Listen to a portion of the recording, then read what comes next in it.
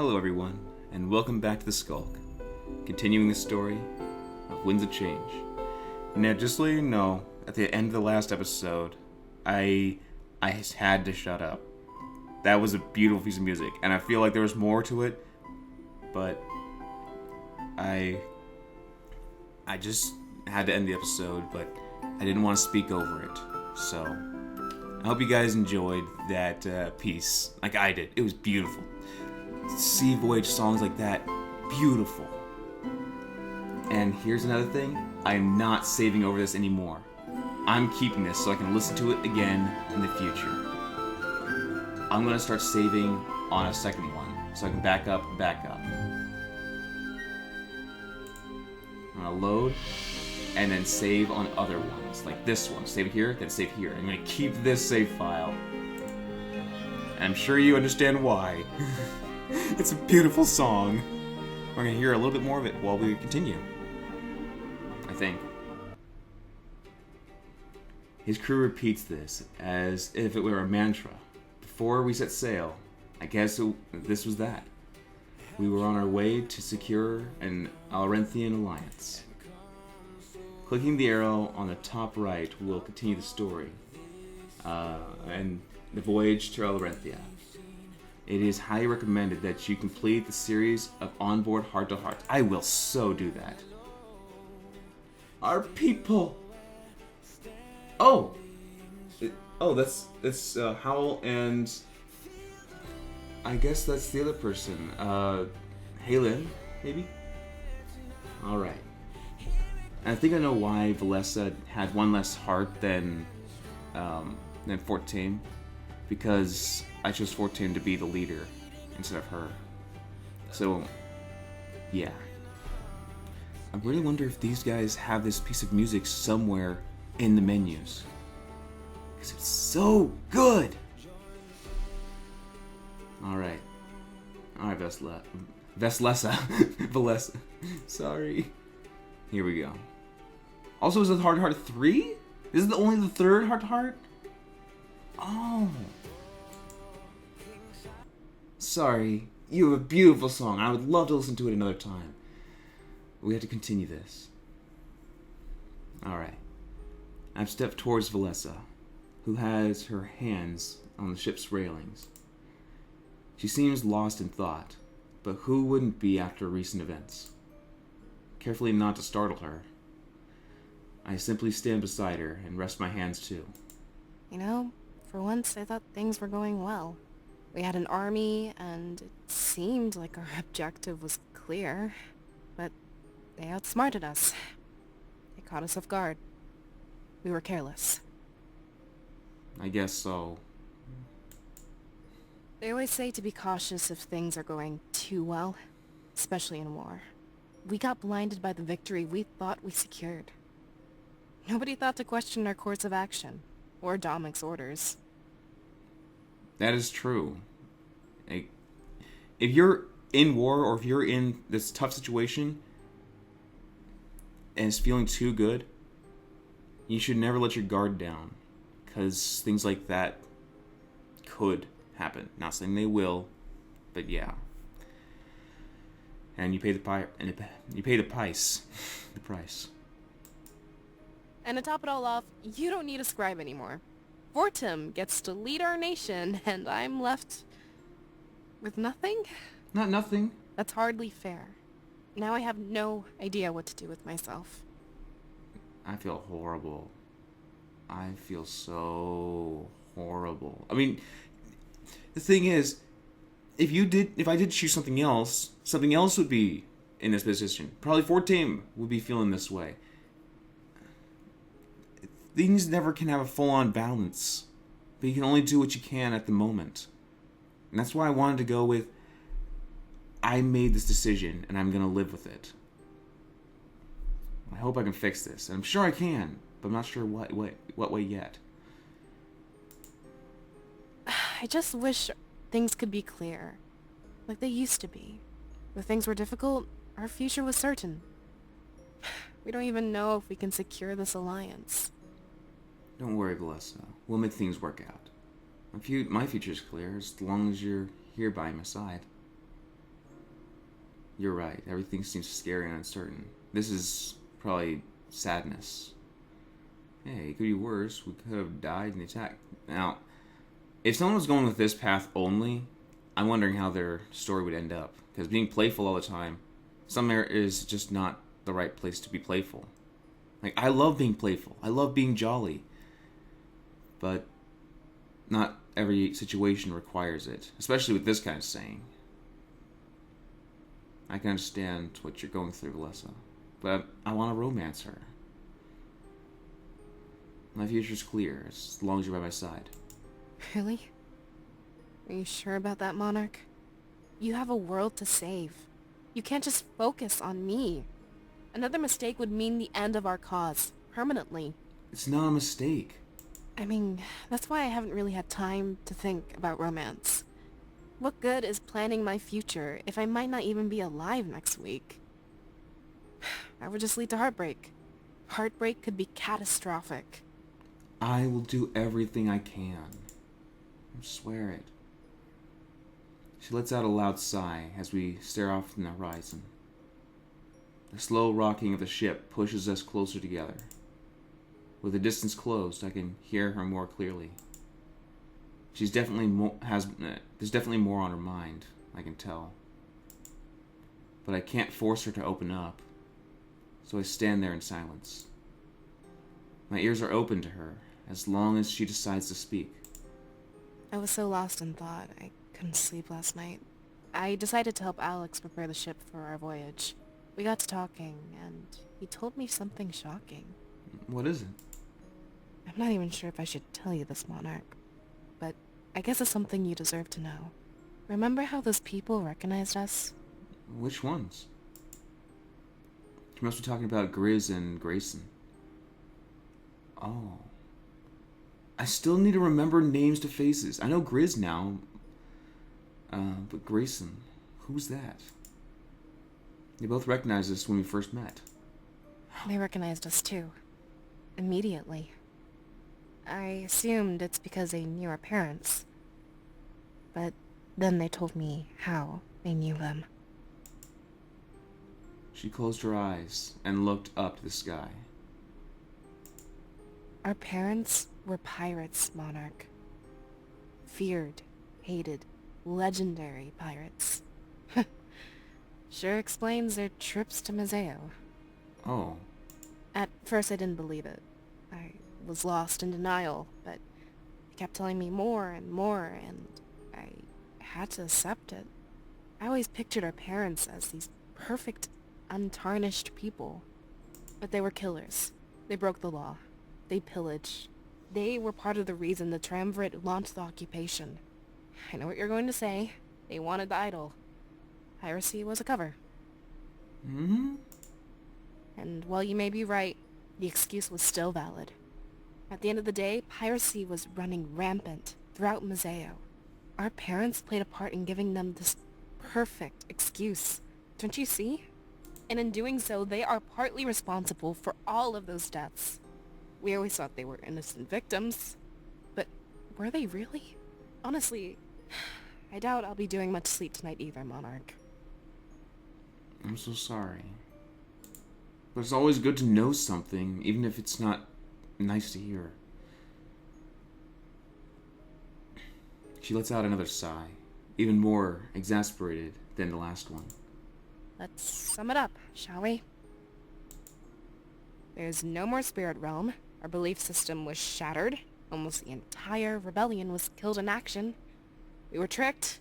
And to top it all off, I'm the daughter of some ruthless pirate killers.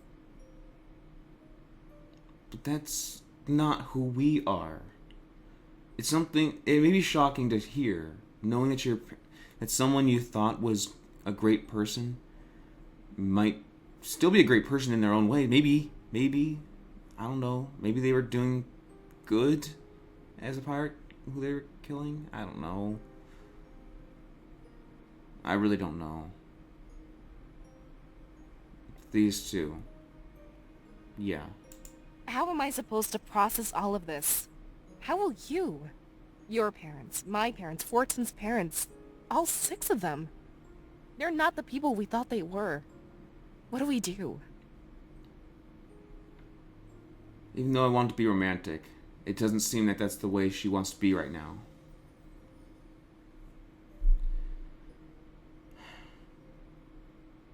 I don't know. I can always be the kind person, because she already knows that at least the reactions to button clicks, it's still being a game story. All I can do is be better people than they were. I feel like I should be the kind, because she would like an answer, not just a hand holding.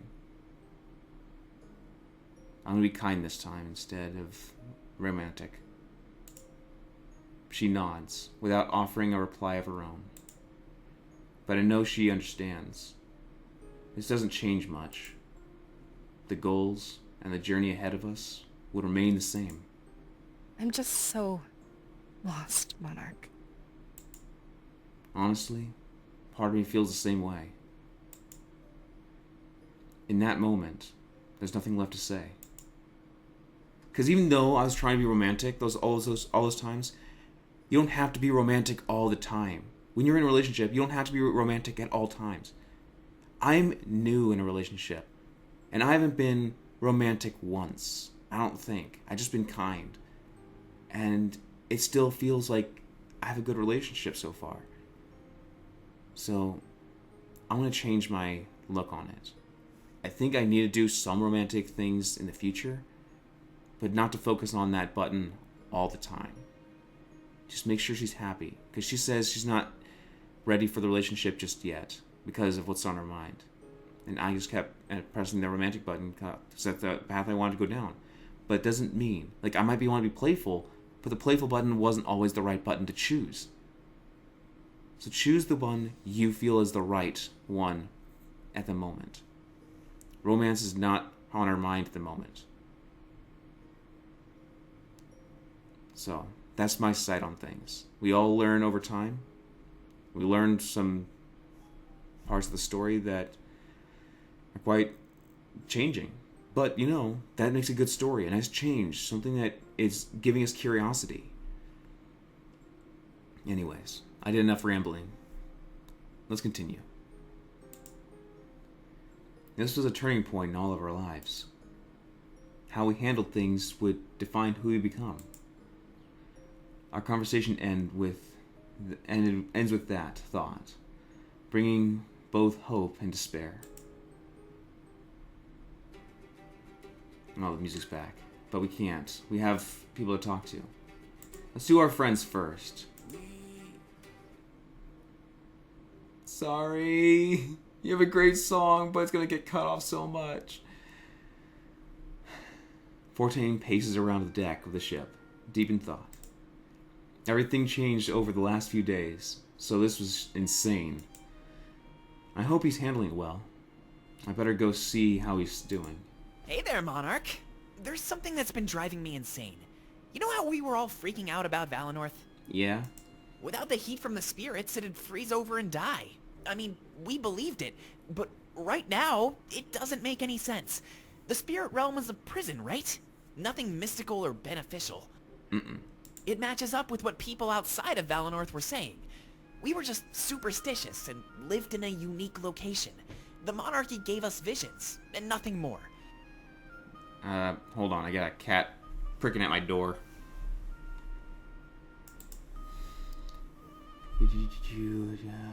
Superstitious. Yeah. We'll have to ask Howl the moment we get the chance. If it's like I think it is, then Valinor will be fine. No risk at all. As hard as these truths are to believe, they do have their benefits. Mm-hmm. In talking to me, he stopped in his pacing, and he looks happy. It's true that a lot of our beliefs were shattered, but that's not a bad thing. A new understanding of the world gives us a new angle to tackle our problems from. At least it'll make my leadership of Valinor a lot easier. The one major problem I had to take care of, completely eliminated. I couldn't ask for anything better. It's almost like one last gift from the spirits. Mm-hmm. Let's just hope we get lucky like that in Alarinthia. Securing an alliance with barbarians sounds super difficult. They're stubborn in their tradition, just like Valinor is known to be. But their tradition isn't steeped in the spirits like ours was. At the end of the day, will they even care about any of this? They almost live a world away, untouched by our problems. True that. No point worrying about things out of our control, right? Maybe we should talk about something we do have power over. Remember that climbing gear Pro gave me money for? Well, check it out. He wanders over to the bag on the deck and reaches inside. A few moments later, he produces some clawed metallic objects. It appears that there's one pair for your feet and one for your hands. They're adjustable, so you can wear them no matter what. You don't need to look for a foothold anymore. You can make them yourself. As long as you're strong enough, there's nothing you can't climb, Monarch. I know what I'm doing as soon as we get back. I'm heading to Valinor and climbing the Grand Tree. I want you to join me. It'll be a good place for you to learn. True. And it's good to have a fun leader, but you also need a good leader. Like, you need to be able to have responsibility on your shoulders. If you're going to be the leader of a place, you need to be able to help and take care of as much as you can. I know what you're thinking, though. Why would I learn to climb on something so difficult? Well, you have gear now. I never did. It's a huge advantage. The only thing holding you back will be your energy. But with everything we've been through, this should be simple. I think it'll only take a few hours to climb, if I'm totally honest. I'll bring us a backpack with a bunch of water. Or maybe we should split that over 2 backpacks. Don't want to make one of us carry too much weight. Yeah, that's wise. He puts the climbing gear back in the bag, clearly excited. It's a breath of fresh air to hear him talk about this stuff so passionately. Everybody else is so concerned about the war. It's nice to just push that aside. Anyway, it'll be nice to make some history together. Not many people can say they've been to the top of the Grand Tree. Maybe we'll start a trend, a sort of coming-of-age thing, you know? Maybe. But that's... I don't know. It could be fun. I don't think I've seen him this excited in a long time. For a moment, it feels like all of my worries have simply washed away. They've slipped into the ocean, becoming nothing more than gentle ripples. Fortune starts to walk around the ship again, and stretches his body. It's almost like he was preparing for a marathon of a lifetime. Of course, this had been a lot. Blah, blah, blah, blah. Of course, this had been a lifelong dream of his, after all. I know there's so much danger in our future, but there's happiness too, you know? Lots to look forward to in the end. Besides, I doubt I'll be key to our Alorinthian alliance, so in the meantime, there's not really anything else I can do. I've been practicing my climbing on the netting of the ship. People are worried that I'll fall off, but I tell them not to worry. It's very rare that I fall off, and I usually shake it off pretty quickly. I saw some of them get together and make some betting pools. It's a pretty boring voyage, so they make their own entertainment. I suddenly start to know why pirates enjoy fighting and gambling so much. When you're out at sea, there's just nothing much to do. It's pretty crazy. Yeah. I'd go insane if I were a pirate. I just know it. After this war, I think I want to settle down on the mainland. Sailing isn't for me. I can say that with absolute certainty. I'm not sure this life is for me either. It's just different. Valinor was a completely different atmosphere than any of this. There's nature, water, grass, trees, plants. Even Mazeo was a bit of a culture shock to me and my friends. I can't even imagine what Alorenthia and Balteus will be like. I look off the horizon. We must be pretty far away. There's no sight of land ahead. However much further to go. How much further to go? That's how you pronounce it. Sorry for rambling on, but yeah, there's nothing else to do. I bet the other people will be able to keep your interest longer. But before you go, I have just one question to ask you. Alright. He stops stretching and walks right up to me with a sly smirk. Do we make it to the top or do we fail? What's your bet, Monarch? And no refusing. We're on a pirate ship, so we need to act like pirates. Really? I say we make it all the way to the top and make history. I say we try our best, but don't make it all the way to the top. Why? This is... I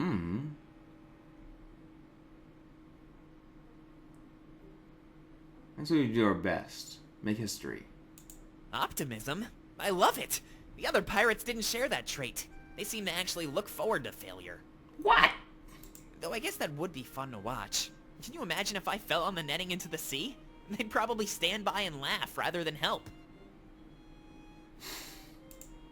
I guess we can figure that out when the time comes. Which, as I'm starting to realize, is pretty darn soon. Think of some ideas in your off time, alright? Sure. We'll announce the terms before we climb. Nice. With a smirk and a wink, he quickly runs off on his way. Full of energy, it seems, or that was not how I read it, but it's still said. Or perhaps it's going to stir crazy. Perhaps he's stirring crazy. I don't blame him, being stuck at sea with nothing else to do. I guess our goal was clear. We climbed the Grand Tree. That is, if we even made it back to Arenthia in one piece. His ability to focus on the positive stuff during war is admirable. Admirable, if not a bit naive. Hopefully, I could join him in his positivity. With this blade on my back, both literally and figuratively, weighs me down. I might leave it on the surface when we climb. Yeah, that would make things easier. A lot easier. Fortame's loyalty scene is now available when you return to the mainland. Really? He had 3 hearts. He just went up to share to 5 hearts? And I did no... Look, I did no romance buttons with him at all. And I got his loyalty thing up to the max. Not saying that's romance, but I got his loyalty thing. I feel like the reason why I wasn't getting the hearts for her, because I wasn't talking to her the way I felt like I should. I was just trying to press the romance button. Don't fall in the same hole I did.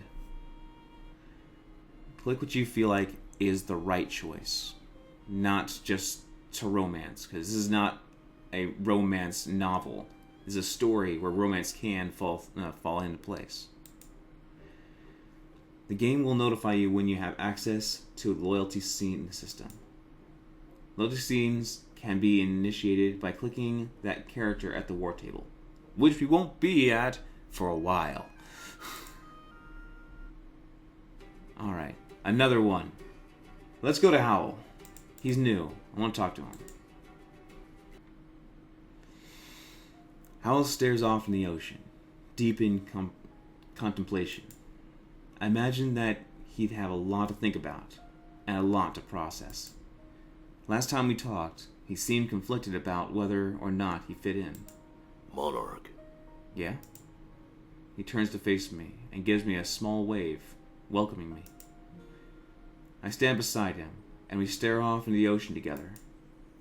The sun caused it to glisten, sparkling with the gentle beauty. We're still conflicted. These thoughts won't go away. Visions of needless violence and senseless destruction. You may tell us that they aren't real, but we're unsure.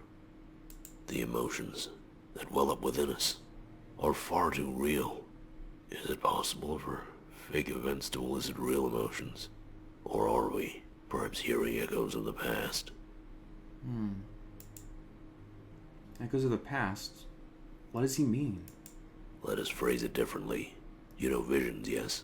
The Monarchy used them to guide us to the best possible future. How can you know that best possible future without trial and error? Exactly. There would still be many futures left unseen, and many pasts avoided. Knowing one true course of action requires disregarding millions of wrong ones. What if we are simply seeing these many avenues, almost like our visions have evolved? If not evolved, then perhaps gotten muddled. Rather than see the one important future, we see everything. We do not know if this is a good thing or a bad thing, Monarch. It kind of makes sense when you think about it. Seeing the best possible future was like one side of a coin. The other side still exists, and it's left covered up, unseen. Many wrong futures, many wrong choices made. The mind likely blocked these out for a reason. Maybe he's sensitive after escaping the prison. If this is true, then we exist unbound from time. A string in a labyrinth, with no one holding the other side. No one to tug. No one to guide us in the right direction. No one, of course, except for you. Our visions may be useless at the moment, but are yours. We would recommend that you try inducing a vision, Monarch. Not right now, of course, but in your own time. However, when you do, we would request a favor. If you see the future, embrace it, but also look into the past. The future you see blossoms from choice and consequence. Look back at those choices made, and conjure up the choices unmade. The loss, the heartbreak, the death. Maybe then you will know what pains us.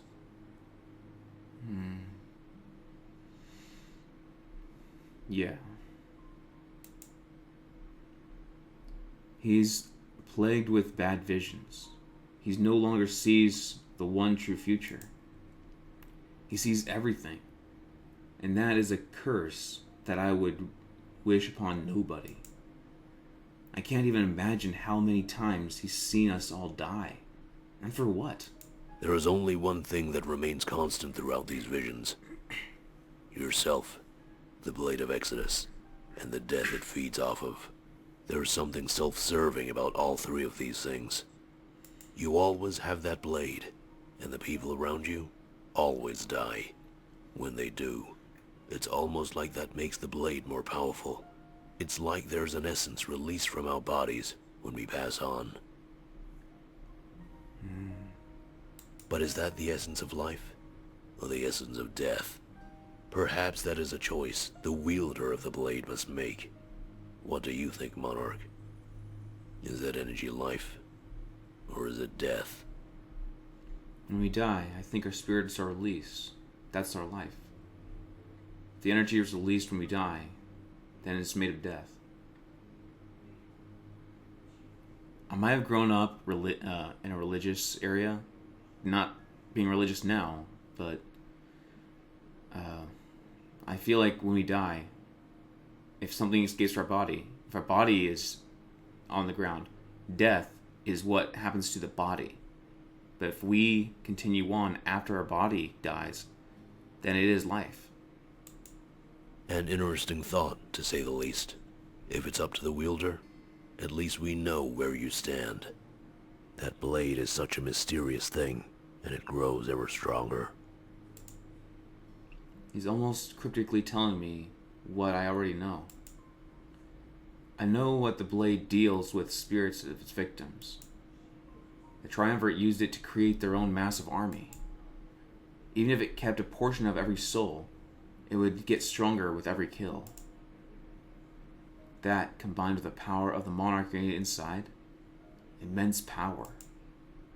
A bit ironic if a portion of everybody the Triumvirate killed was used to end them. We wonder if you possess this ability as well, to see the past, even when you stand in the present. Is that a curse meant only for us, or a gift to be further honed?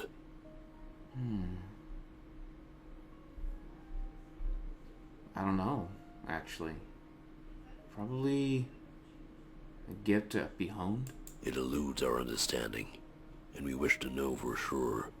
When we come back to the mainland, please return to Valinor. Close your eyes, concentrate on the past, and talk to your comrades. Will do. Do they speak as they do now, or as they did back then? We think that this answer will be very enlightening for us, and if it is, then maybe you can understand our plight. How do we know where we are if our surroundings fluctuate? What if we already had this conversation, and this is but an echo? Perhaps we reside at the end of time, simply witnessing our demise. Oh dear. Okay, now he lost me. Sorry, we must appear insane. It's just hard, not being grounded in the present. The one downside of visions, being lost in time. That is true. If you keep seeing the future and the past, what is the now? Think about that. If you're constantly, your mind is thinking of things that have yet to come or have already happened, what is happening now? Dreaming of that brighter future and ignoring the present, looking back on the past and focusing on our mistakes. We experience this tenfold, even mistakes we did not make. When we see your death, we feel pain, a pain worse than death, the loss of hope. That blade falls to the ground, coated in your blood. Comrades scream in agony as they befall the same fate. Then why do we stand there, only capable of watching? We wish to help you avoid this fate. That is our duty. We apologize for the lack of sense, Monarch. Your time is more valuable than that, limited as it is. Perhaps next time, we will make more sense of everything. But try not to forget our advice and our request. We know there is a purpose for all of this. There must be. Together, we will find it, rather than stand here and complain. I nod, before leaving them behind. Him, them, they are one in one body. They are legion. Before leaving him behind. He was suffering, I could tell. I had enough trouble dealing with visions of the future. Hal must be feeling tortured. If there was anything I could do to help him out, I'd have to do it when I had a chance. It's possible that his body just doesn't know how to handle all that energy. I was trained at a young age to handle it, so I had a grasp on what I should be doing.